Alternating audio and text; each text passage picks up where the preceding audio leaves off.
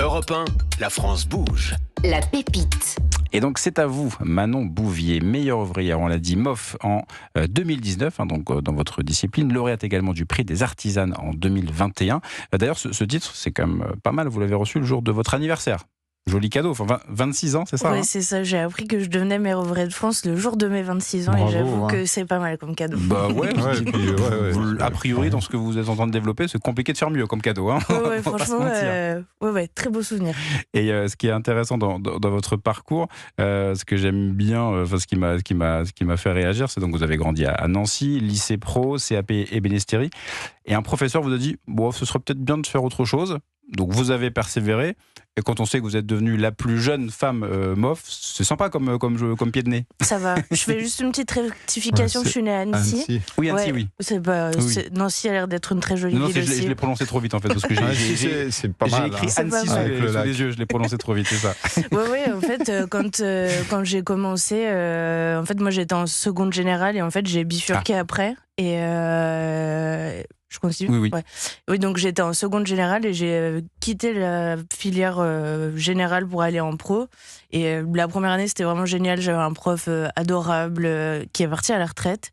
Et deuxième prof qui ne voyait pas trop l'intérêt d'avoir des femmes dans les métiers d'art et qui a essayé de me faire comprendre que j'en avais pas trop la place. Et comme j'aime pas tellement qu'on me dise non et que j'ai eu la chance d'avoir le soutien de ma famille pour me dire fais ce que tu veux, je me suis inscrite dans toutes les écoles de France et j'ai été pris partout et j'ai pris l'école qui serait le plus embêtant et qui était le mieux vu. Donc je suis partie à 17 ans et demi à l'école Boulle à Paris pour continuer mon cursus, donc toujours en ébénisterie, et j'ai fait 4 ans là-bas. Ouais, c'est ça. Et voilà. Et après, donc, comment vous en êtes arrivé vers la marqueterie de paille? Exactement. Et ben, en fait, l'année avant notre diplôme, on a un stage en entreprise à faire, et j'avais un stage et j'ai plus eu de stage un mois avant. Et j'ai appelé une entreprise qui m'a dit ok, on te prend, mais on peut pas te prendre dans l'ébénisterie, on te prend en marqueterie de paille. Et j'avais besoin de ce stage, donc j'ai raccroché en disant très bien, j'arrive avec la convention. Et en raccrochant, j'ai dit qu'est-ce que c'est que la marqueterie de paille? J'imagine, c'est ça. Et en fait, au bout de 2 jours là-bas, je me suis dit c'est ça que je veux faire de ma vie. C'est incroyable. Et à ce moment-là, j'avais caché un problème de vision pour pouvoir faire mes études, ce qui fait que je vois des 2 yeux, mais pas en même temps, ce qui fait que je ne vois pas en 3D. Et avec la paille, j'ai découvert que moi-même, je pouvais voir en 3D. Voilà. D'accord, et en plus, donc du coup, c'était vraiment c'est sympa. Voilà, ça correspondait parfaitement du coup à vous. Voilà, c'était fait pour moi. C'était pour vous, voilà. Exactement. Et bien justement, pour en arriver à Paelis, on va commencer par ce petit pitch d'1 minute pour bien comprendre ce que vous avez fondé. Allez-y, c'est à vous. Alors déjà, il faut expliquer ce que c'est la marqueterie de paille. Donc la marqueterie de paille, c'est un vieux métier qui date du XVIIe siècle, que nous sommes qu'une dizaine d'entreprises dans le monde à faire aujourd'hui. Donc en fait, le principe, c'est de prendre la paille de seigle qu'on trouve majoritairement sur les toits de chaume et on la transforme. Donc on reçoit comme des pailles pour boire, et chaque paille, on vient l'ouvrir, l'écraser comme des rubans pour les cadeaux, les rubans de Bolduc. Et une fois qu'on a ces rubans, on vient les coller les uns à côté des autres et on peut faire autant du tout petit objet que du coffret, du mur, du mobilier. Et en gros, avec Paelis, mon but, c'est de ne pas avoir de limite. Donc on se limite à rien, et la seule limite, c'est l'imagination de nos clients. Voilà. Et donc aujourd'hui, on est 5 à l'atelier. J'ai une super équipe, j'ai de la chance. On a des projets incroyables un peu partout dans le monde. On a nos ateliers à Lyon. On n'a pas de clients à Lyon, mais du coup, c'est vraiment ultra vague et vraiment, on n'a pas de limite sur les projets. Et donc, voilà. Parfait. On a bien compris que ce n'était pas un feu de paille, hein, évidemment. Exactement. Bien installé. Aurélien, bravo. Je l'avais pas préparé celle-là. Et on l'avait jamais fait. Spontané. Contrairement à Annecy que j'avais bien écrit. C'est spontané, Aurélien. Bah ouais, ça arrive. Et non, mais ce qui est intéressant, c'est vraiment ces gestes-là très précis. Voilà, vous avez parlé de Bolduc. Moi, ça m'a fait penser aux 30 minutes que je fais qu'il me faut pour un papier cadeau à Noël. Oui, donc voilà, je me dis que c'est pas gagné. Mais en tout cas, voilà, c'est hyper intéressant de se dire, c'est voilà une précision dans le geste. Et ça, vous l'avez développé en combien de temps d'ailleurs, parce que ça... En vrai, c'est ultra compliqué à dire parce que j'ai travaillé 2 ans dans l'entreprise où je travaillais à Paris. Et en fait, quand j'ai monté mon atelier, je me suis dit il faut que je trouve quelque chose d'autre à faire, que je pouvais pas faire la même chose que les autres ateliers. Et en fait, j'ai commencé à développer mes techniques à moi. Et même quand j'ai commencé ma pièce de meilleure ouvrière de France, à la fin, ce que j'ai fait, j'étais pas capable de le faire 9 mois avant. Et en fait, tout le temps, j'améliore. Et même maintenant, avec mes salariés qui me disent oui, mais est-ce qu'on pourrait pas essayer ça? Ou le fait qu'on soit tous d'horizons différents, d'autres métiers. En fait, la technique, on l'a fait évoluer en vrai tout le temps. Et moi, je pense, pour être à l'aise, peut-être, et pas avoir justement de limite, je pense vraiment 5 ans minimum. Ouais, d'accord. Ouais, et quand je vois le début, c'est une catastrophe, quoi. Ouais, vraiment. Avec cette logique de se dire, voilà, on va être spécialiste de tout ce qui est impossible à faire, donc avec, en se disant, on n'est peut-être même pas forcément sûr d'y arriver, mais on va tenter et on va prendre le temps. Et voilà. Bon, c'est très, très concret. Effectivement, Philippe Sauze, notre coach, de beaucoup d'atouts, de choses positives. Moi là, aujourd'hui, je suis dans la passion, je trouve ça merveilleux, les métiers d'excellence, le groupe, et puis Paëlys. Alors Paëlys, en tant que local à Lyon, j'ai hâte d'aller la voir, déjà. Voilà, l'atelier, pour voir un petit peu tout ça. Mais j'ai regardé sur Internet, évidemment, le façonnage et tout, et j'ai trouvé ça bluffant, voilà. Donc, pour moi, les forces de la start-up, puisque je suis là pour aussi, après avoir qualifié la start-up, pour annoncer les forces de la start-up, évidemment, il y a déjà le savoir-faire artisanal, qui est extrêmement rare, on en a parlé tout à l'heure. La marqueterie de paille. J'invite tous les auditeurs vraiment qui nous écoutent, nombreux sur les podcasts et en direct et sur les podcasts, à aller voir Paëlys, parce que vraiment, c'est un savoir-faire français unique. Donc j'insiste là-dessus. La reconnaissance d'excellence professionnelle avec la fondatrice qui a obtenu, on en a parlé, le titre du meilleur ouvrier de France. Et là j'ai une question, quelles sont les épreuves pour être meilleur ouvrier de France en marqueterie de paille? Ça dépend des années. Là, moi, mon sujet, c'était comme un... Allez, il faut que je fasse simple, parce que même moi, j'arrive pas à expliquer. En gros, j'avais 30 baguettes qui étaient d'une certaine longueur et avec 4 faces. Donc, quand on écartait les 30 baguettes, on les retournait et ça fait 4 faces. En vrai, c'est incompréhensible ce que je dis. D'accord, c'est un jeu, en fait. C'est comme un Rubik's Cube, mais d'une autre forme. Il y avait une logique. En tous les cas, la reconnaissance d'excellence professionnelle, l'innovation et la créativité contemporaine, parce que vous l'avez dit précédemment, vous ne vous fixez pas de limite. Non. Donc, quand les grandes marques qui sont représentées aujourd'hui par le groupe LVMH vous demandent quelque chose de particulier, on y va, on se lance et tout, donc bravo. Et puis des collaborations, donc des collaborations prestigieuses que j'ai notées. Le mobilier pour le groupe Louis Vuitton. Louis Vuitton, voilà. J'ai noté aussi des objets pour la team France Bocuse d'Or. Alors évidemment, gros challenge, très gros challenge. Pour bien connaître la team, c'est assez sympa. On sent le Lyonnais. Oui, on sent le Lyonnais. Et puis fier de, voilà. Et puis ce qui renforce donc votre réputation et votre excellence. Donc bravo. Je crois que vous avez un carnet de commandes bien rempli déjà là. Oui. C'est parfait. C'est parfait. Oui. Il faut continuer. Non, mais allez voir Paëlys parce que vraiment, c'est vraiment une entreprise à découvrir. Et j'étais très heureux aujourd'hui de préparer l'émission parce que vraiment et de participer à cette émission parce que je suis fier d'être français et je suis fier de ce que fait le groupe LVMH et notamment à travers d'abord la dynamique qu'il y a à travers ces métiers. Je trouve que ça c'est important.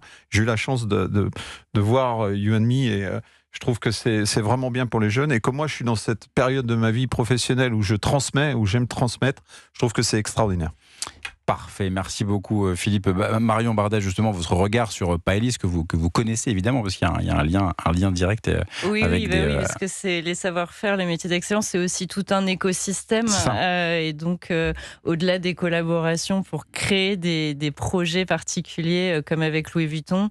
L'année dernière, Manon était avec nous sur l'étape lyonnaise de You and Me et voilà, c'est des collaborations permanentes. Ce sont aussi des métiers où on s'enrichit en permanence à travers tous les acteurs et toutes les typologies d'acteurs. Donc là, Manon l'évoquait avec ses collaborateurs qui lui ouvrent des horizons.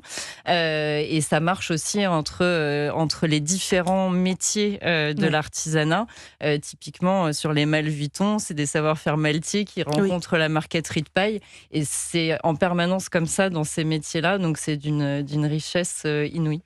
Effectivement. Et donc vous l'avez dit, Manon Bouvier-Toth, pour Paëlys, le carnet de commandes, il est quasi plein pour l'année 2026. Donc forcément aussi, vous avez formé, recruté. Est-ce que c'est pas trop compliqué, comme on est encore une fois, comme on l'a dit, dans de la rareté? Est-ce que vous avez réussi au fil des semaines, des mois, à former ceux qui constituent l'équipe maintenant? Oui. En fait, quand je recrute que par Instagram parce que je veux que les gens sachent où ils vont bosser. Déjà, ouais. Et c'est ultra important parce qu'il y a un esprit chez Paelis. Et je veux que les gens... En fait, le savoir-être, ça s'apprend pas, le savoir-faire, oui. Et donc, je veux que les gens collent avec l'état d'âme de Paelis parce que sans mon équipe, il n'y a pas de Paelis. Et donc, et puis parce que c'est sur du temps long, forcément. Oui, donc on a, entre guillemets, moins le droit de se rater. C'est-à-dire, si on a investi 6 mois avec quelqu'un et ça peut être forcément frustrant. Et en fait, les premiers temps, quand je recrute, les 2-3 premiers mois, en fonction des personnes qui sont recrutées, en gros, ils sont salariés. Et en fait, c'est l'équipe qui travaille pour payer ce salaire-là. Et on le forme cette personne en interne pendant 2-3 mois. Et quand c'est OK, on commence à bosser, on passe sur des projets clients. Et en fait, ça se fait au fur et à mesure. Et après, on monte en étape jusqu'à que ce soit bon. Et en gros, moi, le but, c'est d'avoir une vraie équipe pérenne, qu'on avance ensemble. Et que, en fait, moi, mon but, c'est que tous mes salariés soient pareils, voire meilleurs que moi. Et en fait, plus on est haut, moins on a de limites, plus on peut se dispatcher le travail. Et en fait, il n'y a personne qui fait une petite tâche ou une grande tâche, où on fait tous pareil. Philippe ? Et si on rêve 2 minutes, faites-nous rêver. Les plus beaux objets que vous avez pu créer, ou déjà dans un premier temps, et puis après ce que vous rêveriez de faire. L'impossible pas encore réalisé. Ouais, mais d'abord ce que vous avez réalisé. En fait, j'avoue, j'ai de la chance parce que quasiment chaque projet que je fais, c'est des histoires d'amour. Et en fait, du coup, chaque projet est incroyable parce que j'ai un lien avec le client, parce que ça marche en fait. Donc, par exemple le dernier un peu fou, c'est qu'on a travaillé pour Monsieur Lutens, Serge Lutens, qui est un grand parfumeur. Oui. Et en gros, ça a été... moi, je suis passionnée de noir. Le noir en marqueterie de paille, c'est le plus dur. Et personne m'a jamais commandé du noir. Et Monsieur Lutens adore le noir. Et quand on s'est rencontrés, qu'il m'a dit « Manon, je vous donne carte noire », c'était tellement incroyable. Et en fait, il m'a fait 100% confiance. Et c'était donc pas du café, c'était carte blanche sur le noir. C'est ça, exactement. Et en fait, toute l'équipe a bossé dessus. C'était un truc ultra technique. C'était niveau meilleur ouvrier de France. On a fait des trucs qu'on n'a jamais fait. Et en fait, la reconnaissance derrière de toute son équipe, de lui. Et en fait, ça, c'est un des derniers projets où ça a vraiment... Et en fait, il m'a dit un truc, je crois que c'est un des plus beaux compliments qu'on m'a dit. Il me dit, vous savez, 30 secondes de plaisir, c'est comme une vie de bonheur et c'est ce que vous venez de faire. Bravo. Et ça, d'entendre ça d'un satisfaction client, c'est pas mal. Incroyable. Et en fait, c'est des choses comme ça. Et en fait, chaque projet, j'ai vraiment un lien avec les personnes pour qui on travaille. Bien sûr. Et en fait, du coup, nous, à l'atelier, on y met toute notre âme. Et en fait, c'est comme ça que c'est le plus beau, en fait. Magnifique. Et moi, je voudrais rebondir sur 2 choses très importantes dans les propos de Manon. La première, ce que tu regardes d'abord, c'est le savoir-être, parce que le savoir-faire, ça s'apprend. Oui. Et c'est tellement important. Et d'ailleurs, à l'Institut des métiers d'excellence, on a développé toute une partie de coaching et d'accompagnement des candidats, parce que les talents sont partout et que cette notion de savoir-être, elle est essentielle. Donc, ça fait tout, en vrai. C'est capital. Et ce qui transparaît tellement clairement dans les propos de Manon, c'est aussi la grande créativité et la manière dont ces métiers, les personnes qui les exercent, les font évoluer au quotidien. Oui, c'est ça, parce qu'on pourrait se dire c'est une mécanique, entre guillemets, il y a une base à connaître, mais on peut s'amuser à partir de ça. Et en fait, ce sont des métiers sur lesquels on ne fait pas que répondre. On répond en créant, en amenant sa patte, en amenant son expertise. Voilà. Et dans ce sens-là aussi, la richesse est inouïe. Et d'ailleurs, Manon Bouvier, sur ces aspects-là, est-ce que dans votre équipe, il y a peut-être aussi des gens qui vous ont appris, ou en tout cas qui vous ont fait évoluer de certaines choses? Tiens, pourquoi ne pas essayer ça ou ça, c'est un peu comme ça que ça se fait, ou est-ce que malgré tout, il y a une base et c'est compliqué d'en sortir, en tout cas au départ? Il y a une base. En fait, notre métier est simple. Je mets plein de guillemets, parce que on n'a pas beaucoup de gestes, mais pour les faire bien, c'est très très long. Ouais, c'est ça. Et en fait, donc il y a cette base-là, et une fois qu'on a ça, et en fait, c'est ensuite qu'on arrive à s'amuser. Et moi, je donne des bases traditionnelles, et après, on dérive. Et pendant la formation, je leur laisse des cartes blanches, et comme du coup, il n'y a pas d'école pour apprendre la marqueterie de paille, et qu'ils ont tous des univers différents, des fois, ils ont des logiques qui sont pas la mienne, et qui emmènent sur une nouvelle technique.